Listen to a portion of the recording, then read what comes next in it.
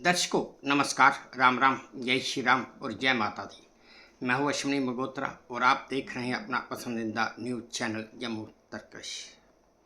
रोजमर्रा की तरह सुबह का वक्त और कुछ चुनिंदा खबरें। पहली खबर,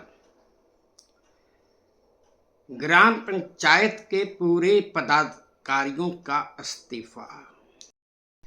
खबर यह है दर्शकों कि हिमाचल प्रदेश के ऊना में लताड़ा गांव की ग्राम पंचायत की प्रधान नीलम कुमारी के निलंबित होने के बाद उसके समर्थन में पूरी ग्राम पंचायत ने अपने पदों से इस्तीफा दे दिया है। इन इस्तीफा देने वालों में ग्राम पंचायत के उप प्रधान और बाकी वार्डों के जितने भी प्रधान थे उन सभी ने इस्तीफा दे दिया है। दरअसल पंचायत की निविदा प्रतिक्रिया में कथित अनियमितताओं के कारण उपायुक्त ने नीलम को निलंबित कर दिया था। पंचायत पदाधिकारियों ने कहा है कि अगर निलंबन वापस नहीं लिया गया तो वो अपना आंदोलन और तेज करेंगे। अगली खबर, स्कूलों में अब जुम्बा क्लास। खबर यह है दर्शकों कि केरल के स्कूलों में इस साल से ही अब जुम्बा क्लास भी शुरू हो जाएगी और तो और कई स्कूलों ने इस क्लास को तो शुरू भी कर दिया है। वहीं दूसरी तरफ कुछ मुस्लिम संगठनों ने लड़के लड़कियों के एक दूसरे के साथ घुलने मिलने, कम कपड़े पहनने और साथ में डांस करने पर एतराज भी जताया है। संगठनों का कहना है कि ये अश्लीलता को बढ़ावा देने जैसा है।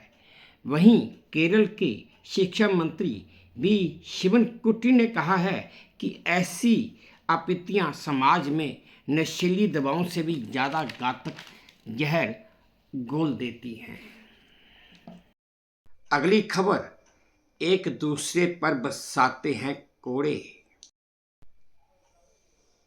दर्शकों न्यूज़ 18 की एक खबर के मुताबिक झारखंड के आदिवासी उरांव समाज में सिंदूर दान के दौरान एक लड़के और लड़की पक्ष वाले एक दूसरे पर कोड़े बरसाते हैं। इस समाज की ये एक ऐसी अनोखी रस्म और परंपरा है जिसके तहत दूल्हा दुल्हन पक्ष वाले एक दूसरे पर कोड़े बरसाते हैं। महिलाएं पत्ते में हल्दी लगाकर छत पर फेंकती हैं और उन्हें रोकने के लिए कोड़े बरसाए जाते हैं। एक जानकार के अनुसार ये कोड़े बहुत ही हल्के होते हैं और इन कोड़ों से किसी प्रकार की भी किसी को कोई चोट नहीं आती है।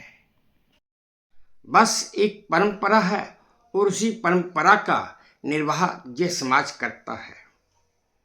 अगर देखा जाए तो दूल्हा दुल्हन पक्ष वाले एक दूसरे पर कोड़े बरसाएं है तो एक अनोखी परंपरा। अगली खबर, सरकारी नौकरी और जेल। खबर यह है दर्शकों कि मध्य प्रदेश के खरगोन की एक अदालत ने एक अन्य महिला की मार्कशीट और जाति प्रमाण पत्र पर शिक्षिका की सरकारी नौकरी करने वाली एक महिला को 7 साल की सजा सुनाई है। दरअसल खबर यह है दर्शकों कि अभियोजन पक्ष के अनुसार एक आरटीआई कार्यकर्ता ने 2017 में इस फर्जीवाड़े का पता लगाया था, जिसके बाद पीड़ित महिला ने शिक्षिका के खिलाफ शिकायत दर्ज करवाई थी और बाद में केस कोर्ट में आया और अब जाकर कोर्ट ने अपना फैसला सुनाया है और जिस सरकारी शिक्षिका ने ये फर्जीवाड़ा किया था उसे 7 साल श्रम कारावास की सजा सुनाई है। अगली खबर, व्हाट्सएप पर डॉक्यूमेंट्स। खबर यह है दर्शकों कि व्हाट्सएप ने एंड्रॉइड बीटा वर्जन 2.25.19.21 में डॉक्यूमेंट टेस्टिंग फीचर की टेस्टिंग शुरू कर दी है। यानी कि आपको व्हाट्सएप में ही डॉक्यूमेंट स्कैन करने की एक नया फीचर देने वाला है। ये फीचर व्हाट्सएप यूज़र को बिना किसी थर्ड पार्टी ऐप की मदद के डॉक्यूमेंट्स स्कैन करके उन्हें शेयर करने की एक सुविधा देने जा रहा है। बीटा यूजर्स इसे स्कैन डॉक्यूमेंट ऑप्शन में जाकर इस्तेमाल कर सकेंगे, जिसमें मैनुअल और ऑटोमेटिक मोड दोनों शामिल हैं। अगर ये फीचर यूजर्स को मिल गया तो यकीन मानिए जिन लोगों के फ़ोन में स्कैनर ऐप है उसे डिलीट कर दिया जाएगा, क्योंकि इसके बाद उस ऐप का कोई फंक्शन आपके फ़ोन में नहीं रह जाएगा। अगली खबर 5.5 करोड़ से ज़्यादा श्रद्धालुओं ने किए दर्शन। खबर यह है दर्शकों कि उत्तर प्रदेश सरकार के मुताबिक अयोध्या के रामलला मंदिर में प्राण प्रतिष्ठा होने के बाद से लेकर आज तक 5.5 करोड़ से ज़्यादा श्रद्धालुओं ने दर्शन पूजन किया है। इन 5.5 करोड़ श्रद्धालुओं में तकरीबन 4.5 लाख लोग अति विशिष्ट लोगों ने भी रामलला के दर्शन किए हैं, जिनमें केंद्रीय मंत्री, कई राज्यों के गवर्नर और कई राज्यों के मुख्यमंत्री भी शामिल हैं। पर किसी को कभी दिक्कत नहीं आई और ये आंकड़ा दिन प्रतिदिन बढ़ता ही जा रहा है। तो दर्शकों, आज की चुनिंदा खबर, क्या आप जानते हैं कि मंदिर में घंटी क्यों बजाई जाती है? खबर और जानकारी ये है दर्शकों कि शास्त्रों के अनुसार मंदिर में पूजा करते हुए घंटी की गूंजती आवाज़ की वजह से या घंटी की गूंजती हुई आवाज़ से मंदिर में रखी हुई मूर्तियाँ चैतन्य हो जाती हैं और आपकी पूजा भगवान तक पहुंच जाती है।